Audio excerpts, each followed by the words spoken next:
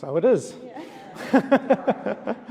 I'm happy to go straight into questions today. What do you think of National's new announcement this morning to have ombudsmen to deal with cyclone recovery? What's your take on that? I'm absolutely committed to supporting the families and businesses that have been affected by the cyclone.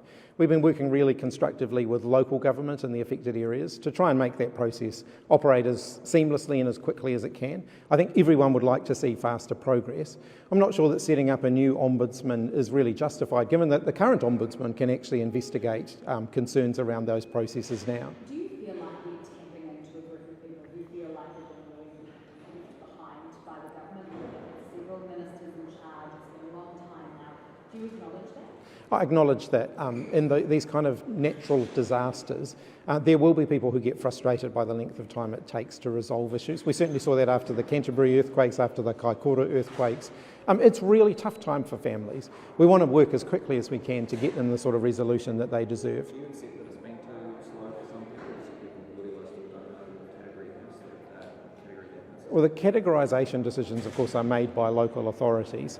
If people are concerned about the processes that those local authorities have been following, then they do have avenues that they can pursue, including they can go through the existing ombudsman. Yes, but local authorities can make it central government, so on the process and the general scheme in which it was going to be done. So generally, would you accept that the process from the point of the floods and the cyclone has been a little bit slow? I think overall responding to natural disasters like this does take time, and I acknowledge that for those who are waiting for the certainty that they deserve, that can be really frustrating. So we don't need a new ombudsman for this? Well, the current ombudsman already has jurisdiction to look over these processes now, so I'm not sure what an additional bureaucracy would add to that. Did you know that the CTU was going to run the attack ads across newspapers and billboards today? The CTU have run election campaign advertisements in every election campaign that I have been involved with, as have a range of other groups, and I certainly was aware that they would be doing that in this election. I did not see the advertisement until I think it came out last week, somewhat early, but I had not seen the advertisement up until then. No, I didn't. Do you think it was nasty? What was that? I think the CTU are raising some legitimate concerns around the effects of the National Party's policies. But I also may as well take the opportunity to speak to this as well. The National Party and their surrogates, including the Taxpayers Union, Groundswell, Hobson's Pledge and so on, have been running attack ads against me and against the government, the Labor government, since the day I took on the job. I haven't called a press conference or issued a media statement every time that they have done that. I happen to have with me, for example, just just a random selection of examples. I particularly enjoyed this one where my photograph has been photoshopped onto a packet of Band-Aids. That was a National Party advertisement, that one. There's an attack advertisement here about myself and Jacinda. That, I believe, was a National Party MP produced that one. I thought this was a very flattering photo of Grant Robertson doing some vacuuming. This one was from the Taxpayers Union, a National Party front group. We have a pretty nasty, despicable personal attack on Nanaia Mahuta. That was, I believe, the Taxpayers Union did that one. This one here, I was particularly touched by this one, actually. This is myself and David Parker on some what would appear to be Russian horses. I actually think I look quite good on a horse, to be frank. This one was from some time ago. They've established what would appear to be another front group in order to do these advertisements, although it appears to link back to the Taxpayers Union, who of course link back to the National Party. I haven't called a media statement, I've issued a media statement or called a press conference every time they have done that. If the Christopher Luxon and the National Party are going to do that every time someone critiques or criticises what they're doing, I think they probably need to rethink whether or not they're cut out to be in government. I think it's incredibly thin-skinned, but let's be clear about what this is. They're desperately trying to distract attention away from the fact that they've been caught out with their numbers and their policies just not stacking up. They're trying to create a diversion here. Well, in saying that you're saying that Luxon's thin-skinned, you've clearly kept these to produce at a later date. So I got someone to print them for me this morning. What's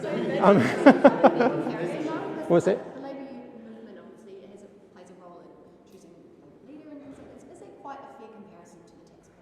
The CTU have no role in selecting the Labour leader. Well, I mean, look, I think you know, the Labor Party is also a representative of workers, and we've got a very proud heritage there, and we're very proud of that. The CTU campaign independently, though.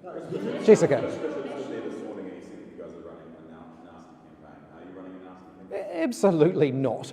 You know, the National Party, as I said, have been attacking me personally and the Labor Party on a relatively, you know, quite personally, since I took on this job. I think they're being a bit thin-skinned, to be honest. So you say that Labor's running its most negative campaign in its history. Is that true? Oh, that's absolute nonsense. When did Labor run a negative campaign? I don't believe that we are running a negative campaign. We're out there campaigning positively on the things that we're putting before the electorate, but we are also critiquing the promises that the National Party are making because they simply don't stack up. And if they want to be the government, they're going to be subject to this sort of scrutiny day in and day out. We have been for the last 6 years. Can I ask you about Jessica.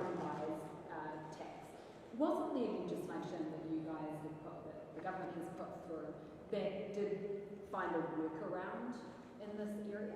So the issue there was an issue around timing in the sense that we had to have that in place before some of our trade agreements, particularly the CPTPP, because had this been introduced after the CPTPP, we would not be able to.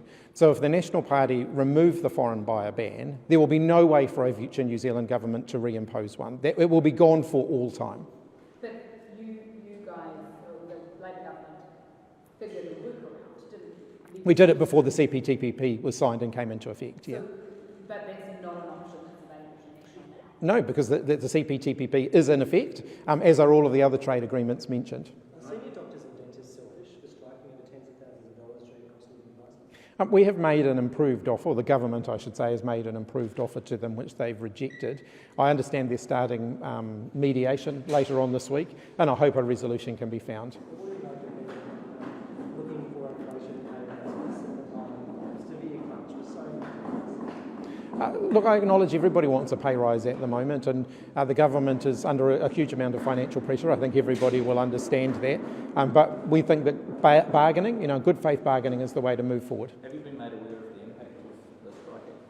I know that the health system has contingencies in place for situations such as this, but obviously we would prefer that we got back around the bargaining table through mediated bargaining, which is, I understand, starting on Wednesday rather than having industrial action. So I appreciate how much disruption could be caused. Certainly no disruption to the health system is ever ideal. I think we would all prefer to avoid that. Just back in this. I'm very comfortable with them. I'm very happy to release them. The New Zealand Dental Association came this morning and said you kind of undercooked it by half, so it may actually cost many hundreds of $millions more than you actually anticipated. Dr. Verrill's going to have a further conversation with them just to understand their concerns. I do understand that they may have been assuming that our costing was based on providing the same level of subsidy for the 20 to 30-year-olds as we provide to the under-20s at the moment. We're not. We're actually proposing a higher level of subsidy. So for those older age cohorts, for example, we're proposing that the level of subsidy would be 75% higher. So we're going to work through that with them, but we'll also happy to provide the costings publicly as well. $10 million for training new dentists, is that enough? We will also have to do recruitment as well. So to fill some of the immediate need, we'll also be recruiting from within New Zealand and internationally to help to fill some of those vacancies as well. And just back on the CTU ad, National says Labor's gone from a be kind approach under Jacinda to a be nasty approach since you took over as leader.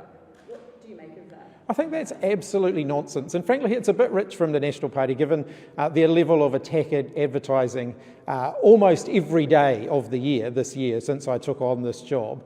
I think they're being very thin-skinned. I don't think that, you know, critiquing the potential effects of the National Party's policy is something that they should shy away from. That is democracy in action. I certainly think that, you know, they should consider their own actions if they're going to be this thin-skinned about any critique of their own policies. Do you have any concerns about the fact that it was on the front page of the morning newspaper during a campaign time? That's not a matter that I have any control over. We spend too much time on election campaigns arguing the toss and policy costings rather than actually debating the policies themselves. Certainly I'm happy to debate the merits of any of the policies. I think that free dental care for the under-30s is a significant advance forward in terms of New Zealand's public health system. I think that reopening the market to overseas investors in terms of housing would be a massive step backwards that will inflate New Zealand house prices. Wouldn't it be better if all parties were transparent about their costings, or Well, we do release information on our costings. We believe our costings are robust, and we're certainly happy to stack them up. All the spreadsheets and all your peer reviews from economic consultants, and as you might be aware, there's a chapter around Castelia's peer review of the housing interest stability analysis from National and so on. Shouldn't we just get all those papers and documents and spreadsheets out there? Well, of course, most of the costings for the policies that we are putting before the electorate, because they are based on current government policy, are absolutely transparent and available. They've all been released through various budget processes and so on. So I think the National Party should be more transparent with their costing information. Yeah. There's a couple of those posters set up for us. Are you sure you don't want those? Yeah. Is there any money in the kitty if your GP thing doesn't actually stack up? Is there any money in the kitty so you can plug that heavily? We do have within our fiscal plan, as we have within the budget, a new spending allowance. There will always be a little bit of unders and overs in that, but we're absolutely confident that the overall commitments that we are making, in this election campaign are affordable and can be delivered within the new spending allowance that we've allocated. For additional savings, you said ongoing program looking for savings on top of what's been announced. So what potential services or even a delay or cut to meet these additional savings? So we do this every year, and most governments do this every year. You look at right the way across the budget, and you look at spending priorities and spending decisions in light of the fact that needs change over time, and that's a regular ongoing process. Okay, thanks everybody. Cheers. Could I ask about the Yes. that you heard from doctors and the shares at the clinic about the pressure that they're under, workforce pressure, complex people presenting complex needs. What were your takeaways from that? I think it shows that the health reforms are a work in progress. I think getting Te Whatu Ora established, getting the Māori Health Authority established, these are steps in the right direction. I still think there's huge opportunity for us in the health system to place a greater emphasis on primary care. And you saw that in the decision we took around dental. So it is a good example of where earlier intervention can actually reduce the need for people to need more complex health care further down the track. I think that all governments should be looking at how we can continue to build out our primary healthcare system. And so these are conversations that are not new to me. They're conversations I've had with almost every primary healthcare provider in recent years. And I think we can continue to work together on that. Just campaigning on the tie, you noticed that whole thing? Absolutely not. Thanks, everyone.